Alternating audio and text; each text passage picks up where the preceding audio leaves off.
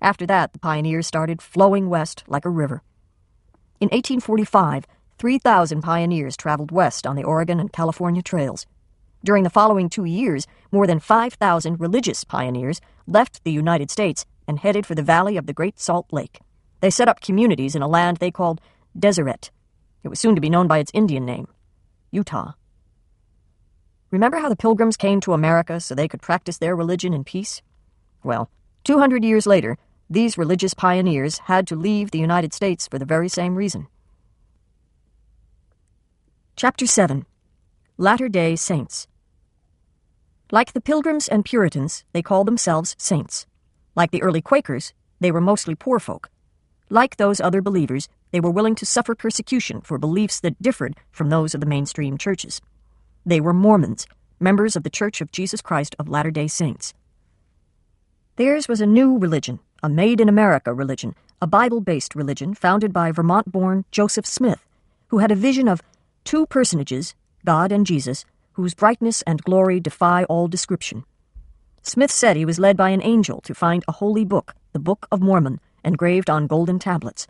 He told the story of an ancient Hebrew tribe that came to America in long-ago times and to whom Jesus had appeared.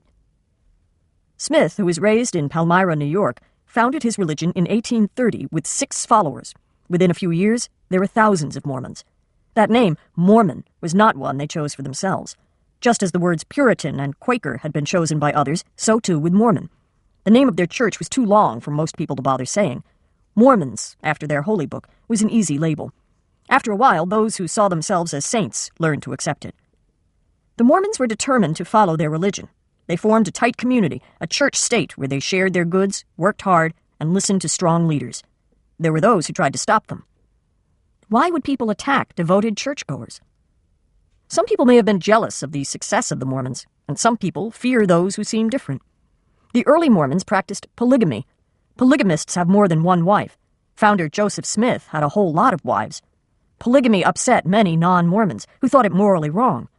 There were more women than men among the early Mormons. Polygamy may have solved that problem. Mormons tried to convert others to their religion. That made some people very angry, especially those whose children got converted. The First Amendment to the Constitution forbids religious persecution. That didn't stop some people. Mormons were persecuted. First they moved to Ohio, then to Missouri, and then to Illinois. In Illinois, they built a beautiful city called Nauvoo, with a temple and a university. It was the largest city in Illinois, larger than Chicago. But even in Nauvoo, the Mormons weren't safe from the religious bigots. Mobs attacked, destroyed much of the city, and murdered Joseph Smith. Brigham Young, a Mormon apostle, was campaigning for Smith for president when he heard. He rushed back to Nauvoo and became the new Mormon leader. Some Mormons followed Joseph Smith's son, and they formed a separate Mormon church. Young was a strong, inspiring man who had 24 wives and 58 children. The next 2 years were violent. There were more attacks on these religious believers, but now the Mormons fought back with revenge raids. Finally, Young decided to lead his people west, out of the United States, to land held by Mexico. It was land where Mormons could work hard, be productive, and be left alone to follow their beliefs. Land only the mountain men and the Indians knew. In 1845, Young sent a few Mormons west to check out the Great Salt Lake. They liked what they saw. The next winter was shiveringly cold, much colder than usual, and the mighty Mississippi froze into a solid roadway. Brigham Young and some other Mormons crossed the great river on foot and on horseback. They left Nauvoo behind. It was a city of ghostly memories. By the summer of 1847, a long ribbon of Mormon wagon trains was moving across the dusty trail west. An old trail song gives you an idea of what it was like. They came to the desert and salt-water lakes. The ground it was teeming with varmints and snakes. Beset by wild Indians, Comanche, and Sioux, 'tis a glorious tale how they ever got through. It wasn't easy crossing the treeless plains or climbing into the mountains. Many died doing it. Many Mormons died. But Brigham Young planned well. His may have been the best organized of all the western treks. Certainly it was the largest. Young and his pioneers went ahead to create stopping places, build shelters, plant crops, mark the trail, prepare for the wagon trains. And so they reached the Great Salt Lake and built their religious kingdom and made desert land bloom. When Brigham Young died in 1877, there were 140,000 Mormons living in the Utah Territory in 325 towns. They had built railroads, stores, factories, and irrigation projects. Mormon troubles weren't over, but they soon would be.